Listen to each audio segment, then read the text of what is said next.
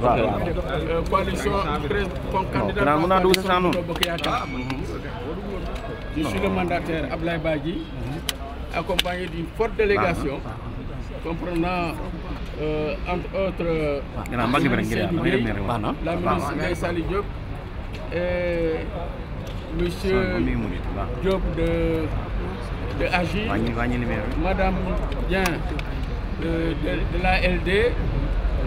mon ami Marcel Diana Ndiaye de l'AFP, et Alassane Cissé, coordinateur du nouveau parti, et l'honorable député Abdoulaye Diagne, coordinateur de la COJER de la paix, chez Brema Mendy, et qui d'autre. Voilà donc la délégation qui m'a accompagné ici à la CDC pour le versement de la caution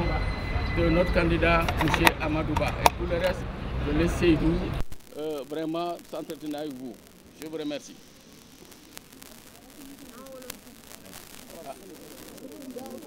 Merci beaucoup. Merci bien, chers amis de la presse nationale et internationale. Le soleil tape, et c'est bien. Le soleil est signe d'espoir. Nous sommes venus, comme l'a dit effectivement le mandataire financier du candidat de la coalition Benno Bokk Yaakaar, en l'occurrence M. Amadouba, sacrifié en rituel imposé par notre législation. Vous le savez, une élection, c'est des étapes, c'est des procédures, c'est des actes à poser. Aujourd'hui, nous en sommes à la phase, bien sûr, du dépôt de la caution pour le candidat au nom de la coalition Benno Bokk Yaakaar. Donc nous voulons remercier les équipes de la CDC qui nous ont bien accueillis avec toute la correction due aux hommes politiques dans cette séquence actuelle. Le travail a été fait,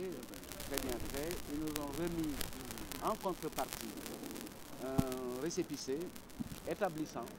que le candidat de la coalition Benno Bokk Yaakaar s'est acquitté de cette obligation. Cela est une indication pour nous, au regard de la mobilisation, Abdoulaye l'a dit, Abdoulaye Badji. C'est une délégation composée des membres de Benno Bokk Yaakaar, avec des responsables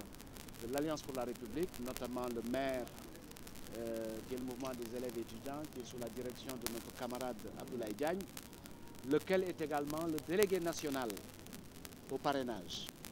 Donc il s'acquitte de cette double obligation, de cette double mission, d'animer les structures du parti en tant que responsable, mais également de représenter la coalition dans cette fonction essentielle de parrainage dont vous aurez bientôt les différents résultats. Donc je voulais vraiment remercier les camarades de Benno qui, à travers cette présence massive, ont indiqué la détermination qu'ils ont d'aller en compétition électorale sur les bases de notre tradition démocratique, notre tradition électorale, des élections ouvertes, transparentes, régulières, sans contestation, qui établiront la victoire de notre candidat Amadouba comme 5e président du Sénégal. Tout à fait. C'est ça qui nous a fait venir ce matin et nous vous remercions de l'avoir compris. Je sais qu'il vous tourne dans la tête une question sur la décision judiciaire de ce matin. Donc je vais y aller. Décision ordinaire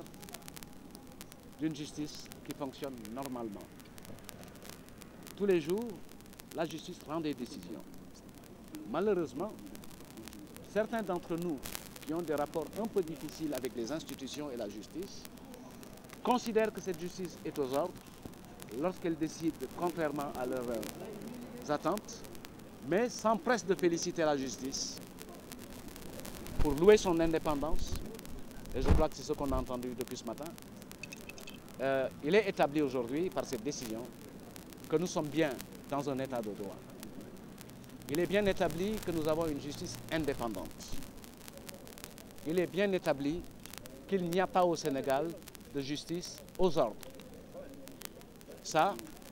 c'est le mérite de nos magistrats qui sont de grands serviteurs de la République, formés à de bonnes écoles, éduqués comme il se doit dans leur propre famille, avec une claire conscience de leur mission et de leur rôle dans notre société, puisqu'ils sont les seuls dépositaires de la capacité, de la compétence et du pouvoir de trancher les litiges entre citoyens ou entre citoyens et administration. Donc c'est une bonne décision, c'est une décision. Alors moi, je ne m'engage pas dans les procédures judiciaires. Ça, c'est l'affaire des spécialistes. Ce que nous pouvons constater, sans risque de se tromper, sans hypothèse hasardeuse, c'est qu'aujourd'hui, la justice a montré qu'elle était indépendante. Maintenant, il y a des hommes qui sont en robe, noirs pour la plupart, qui sont des avocats et qui connaissent les arcanes mieux que nous. Donc, voilà, je crois qu'il faut poursuivre une élection. Ce sont des procédures, c'est le respect des normes définies par la loi. Et dans un état de droit, nous avons tous l'obligation de respecter les décisions de justice. Ci wolof tey dañu ànd ak le mandataire financier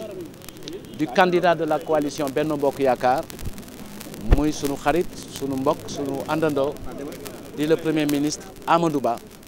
bi nga xam ni ba ñu jógee ci tànneef bi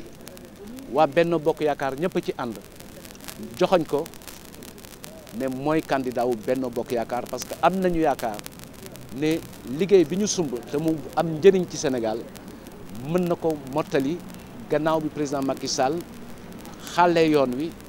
wone ci jëf wone ci yéene wone ci pas-pas ni Sénégal bi ñu fi amoon dañuy ñëw ak Sénégal bi fi ne bokkatuñu te Sénégal ba ñu jëm diggante 2024 ak 2029 beneen Sénégal lay nekk mais Macky Sall moo xàll yoon bi donc war nañ ko delloo njukkal ñu ànd ak sunu camarade Ablaye Badji moom mi nga xam ni moom la ñu jox mandat bi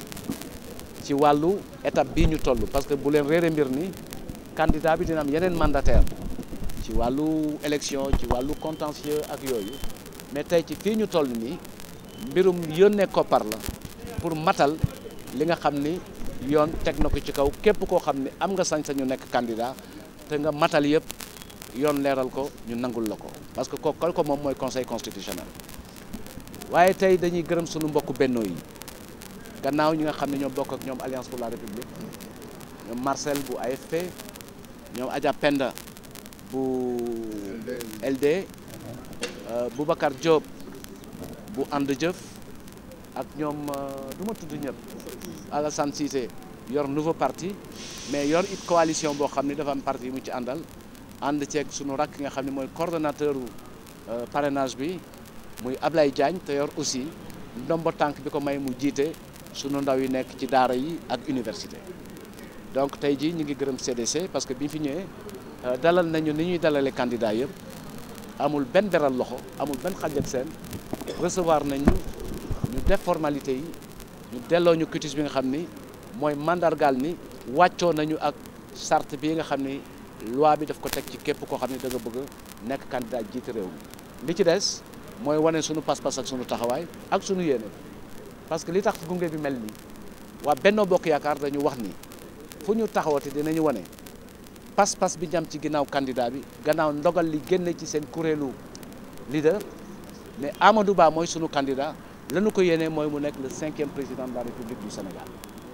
donc moo tax ñu ñëw tey ak taxawaay bu mat bi rafetlu ko ñu leen di gërëm yéen it parce que yàgg ngeen ci naaj bi moo tax dañuy gàttal na ma ko waxee léegi ci nasaraan rek moo di xam naa ne ku nekk ci yéen mi ngi ma bëgg a laaj sama jàngat ci xew-xewu tey bi sant yàlla bi ñu ko fekkee ñun ñëpp am na ñu mu concerné woon fekkeewuñu ko ñu jiituñu ci ay yëngu-yëngu yoo xam ni mbir yooyu ko waraloon ñu ngi leen di ñaanal yàlla xare leen aljana li ci des tey mooy nañu dëppoo rek li ñu tàmm di wax parfois bu ñu journalistes yi laajee ñu leen laissons la justice faire son travail en tant que républicain duñu wax ci mbirum justice boo xam ne jeexagul dañuy foog ni dañu bëgg suul mbir mi rek mais du loolu gëm-gëm la ak taxawaay ñun li ñu gëm mooy Sénégal état de droit la état de droit boo ko gëmee doo am xaaj ak seen da ngay war a jox justice bi daraja boo xam ni bu dogalee nga nangu parce que ñun ñëpp ñoo yem àq ak yelleef mais ñoom dañ leen beral loxo leen lépp luy xew ci diggante ñaari sénégalais wala lépp luy xew ci diggante sénégalais ak état yéen la ñu jox pour ngeen atte ko atte nañu nag ña mu arrangé mooy Sénégal yëpp la arrangé atte bu mel noonu xam nga lu tax parce que justice wane na boppam ci état de droit lañ nekk ki ñooy laaj léegi ci tubaab na xam ne voie de recours kañ mais du ma ci wax nañ ko bàyyi ak ñi nga xam ne ñooy avocats yi ak juge yi ñun li ñuy wax mooy sant yàlla bi ñu amee justice boo xam ni kenn tënk ko mu nekk justice bu moom boppam bi ñu amee justice boo xam ni am na xàjj ak seet am na discernement bu leer nañu sant yàlla bi nga xamee ni nit am na sañ-sañ bañ a bokk ci nguur àndul ak nguur seq ko nguur dem yay nguur ci tey waaye yay bi taxul mu sës am na lu ci topp nañ seet ba ci kanam mais li ñu war a sant yàlla mooy ne ñëpp nangu ni état de droit moo fi ne nañu nangu ni justice bi dafa indépendante te bàyyi bu ñu arrangé ñu ne baax na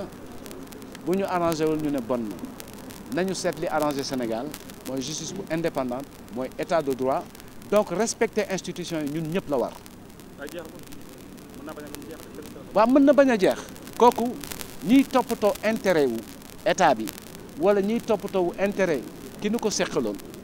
ñooñu ñooy seet lan lañ ci war a def dafa am ay yoon loo xam ni ma Samba taxul ñu bind ko ma Demba taxul ñu bind ko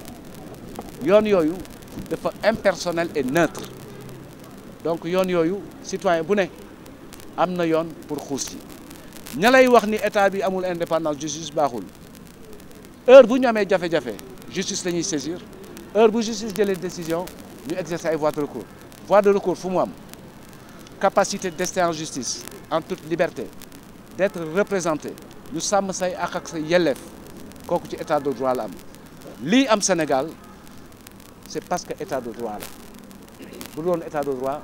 duñ ko waxaat jërë ngeen jëf